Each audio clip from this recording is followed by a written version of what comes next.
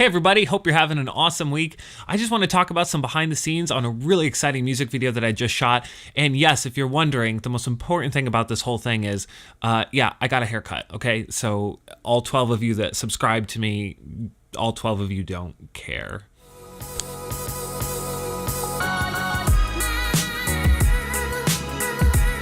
So I've been working with this band called It Lives, It Breathes. They were out of Rhode Island, and I've been working with them for maybe 5 or 6 years at this point. And I've done a lot of music videos for them over this stretch of time. So one thing that's awesome about this band is that they've kind of trusted me to do some really wild things with them over the years. Even with our first video, we were doing all sorts of crazy things, like putting glitter in their hair, spitting water, doing backflips. Like, it was like crazy, all sorts of stuff that we were filming. And it's just a wild video. I'll definitely put a link to I'll definitely put a link in the description below. It was definitely one of the first music videos I did that gained quite a bit of traction right after it dropped. So it's kind of fun to like see a music video land and then see like 100,000 views over the first day, as a lot of people were talking about it. So that part was like a really fun way for me when I was first starting and doing music videos to really give me kind of like that hook and give me a taste of what it feels like to be like, oh, okay, people are really enjoying it or hating it. I don't really care. Like, it was just fun to see the interactions. And since then, we've done a bunch of other things. We even did one that was with a pro wrestler, and we had the band wrestling him in a big rink and doing all sorts of suplexes and what. I know nothing about this stuff, but it was super fun,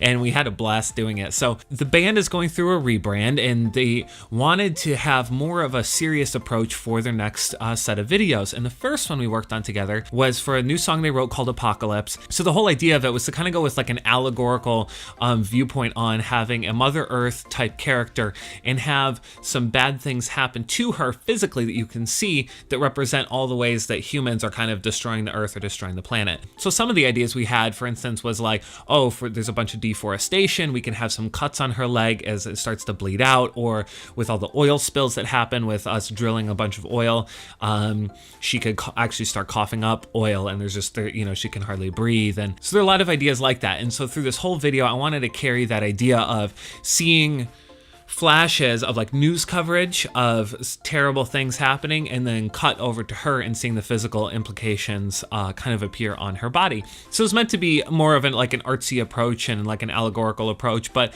it was a big task to kind of undertake. So the first thing was establishing a set that I was really excited in. So my initial idea for how I wanted the set to look is I thought it would be really cool if we had a black room, filled it with haze, had some backlights that we could change the color on, and then hanging from the ceiling would be trees. And I thought it'd be really cool, really eerie, and kind of unsettling to have upside down trees in the set, so you wouldn't really know exactly what's going on through the music video. It would just leave you with this sort of like weird feeling of like something's a little off, and also give you sort of like this sort of like ethereal location for Mother Nature to exist, because I didn't really want her walking around like a practical forest or whatever. I thought it'd be really cool if it was a set, and so we had like a strong art direction that way where we could really control how it looked and how it felt the whole time through.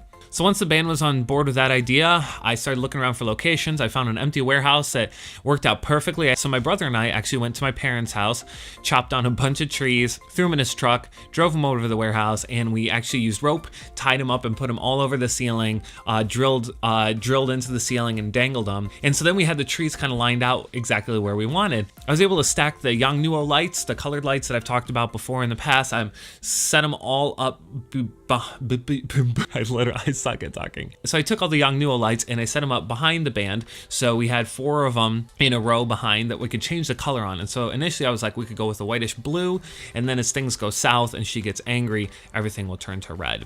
And so that gave us a lot of options because because they are LED and you can change them with just a dial. So it made it really quick and easy. And I knew that with the case of these music videos, we have a lot to film in a day. And so I want to have everything as flexible as possible and as easy to tweak as possible. So I knew right away that that's what I wanted to do. So then we had a few other lights set up. So then I had the Yongnuo YN600 set up, and we could actually put gels and soft boxes over them. So I had purple and a pink gel that we were able to move around and kind of get a really cool angle on exactly which way we were filming. They were on battery power, and so it was very easy to slide them all around the set wherever we needed them to be. And then on top of that, I filled up the room with haze, and so it made everything just feel very atmospheric and very thick, and all the light had a really nice soft glow to it, and it makes it a very like ethereal feeling for the room. So I shot the entire music video on the new Sony a7 III, and for the lenses I used just one lens, and I used the Sigma Cine lens, the 50mm. I knew that I really wanted to lock everything in with a 50mm because I knew it would give me a good depth of field that I wanted, and also keep everything kind of condensed and have sort of a kind of almost like a little window into this world, as opposed to going too wide and seeing too much of the set.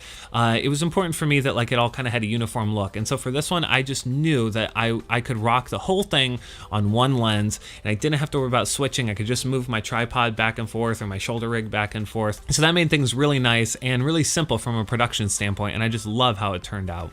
So when it came time to design Mother Earth, I knew that I wanted to do sort of like pay an homage to the classic iteration of like the Native American Mother Earth, but at the same time I wanted it to still kind of match the branding of the band and the feel of this being sort of a futuristic vibe.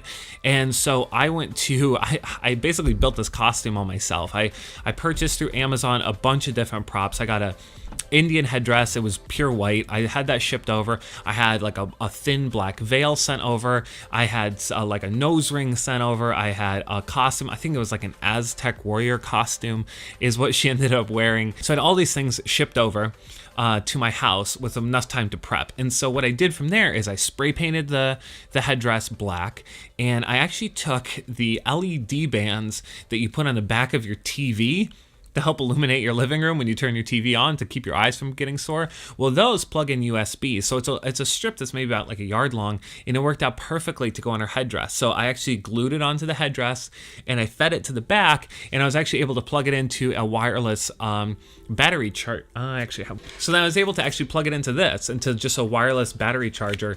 And so it has USB, plugged it right in, slid this like behind her shirt in her back, and you never saw it, and you could just turn it on and off. I could adjust the colors using a remote on the headdress, so it could be kind of that blue look at first, and then when she got angry we could change it to red. So it was really fun to build this piece that was super custom made just for this video, and we basically threw the whole thing away when it was done because it was barely holding together because the glue started to peel away, and it was a really crappy like Halloween costume that we were kind of like gaff taping together to hold it together and everything. But it looks really good on camera, and that's one thing to keep in mind too with a lot of these productions is if you know you only need to use it for like 1 day or 2 days, just keep that in mind. So you don't have to go extreme and get all these really high-end custom things built. If it's just gonna be on screen for a little bit and you know you're gonna toss it, I guess you just kind of have to be aware of where's your money gonna be spent in the best way possible. So this was a really good way to have like a really cool custom made design, but not break the bank, because I could spend a little bit of time customizing it and making it exactly what I wanted it to be.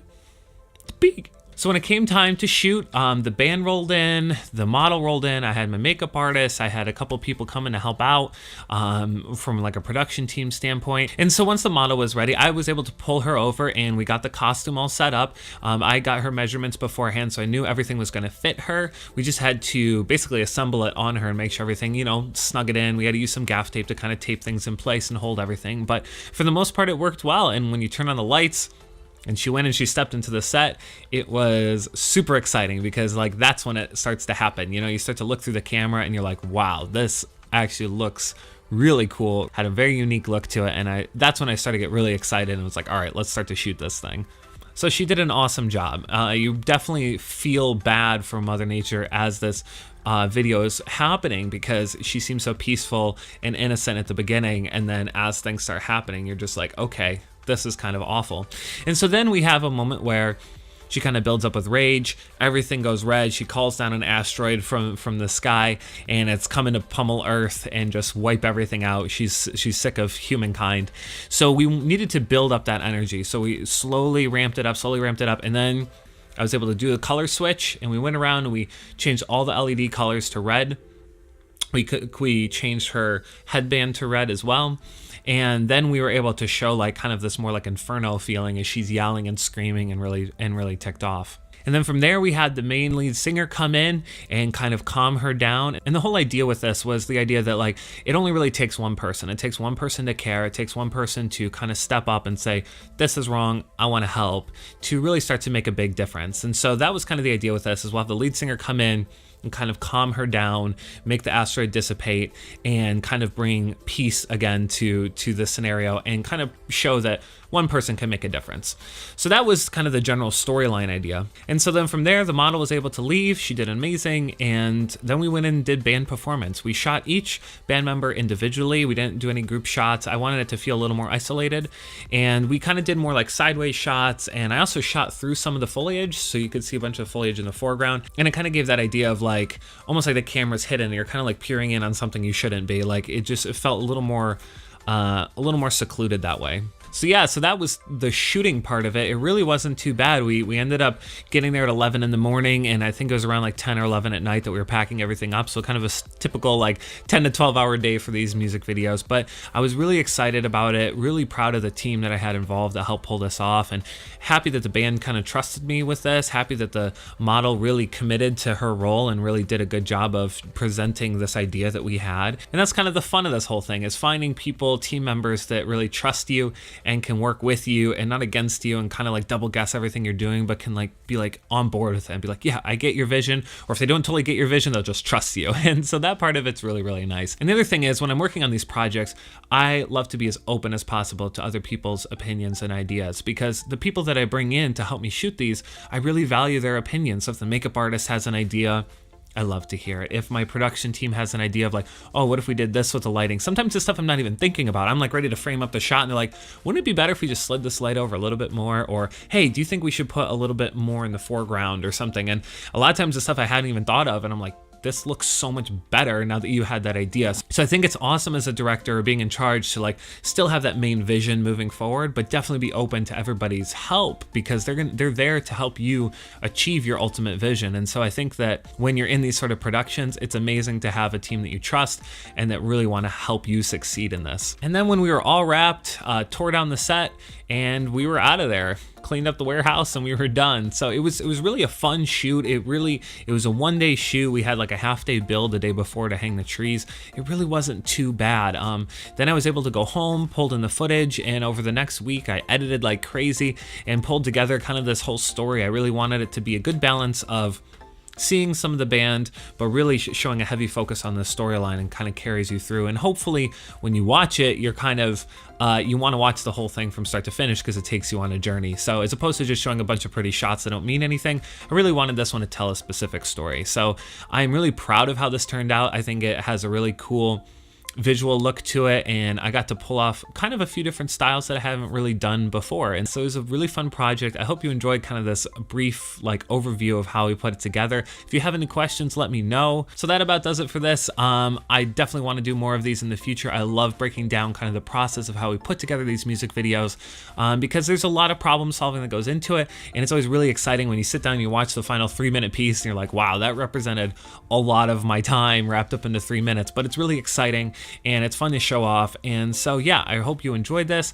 Definitely gonna do more in the future, but yeah, in the meantime, stay happy, stay creative, and I will catch you later.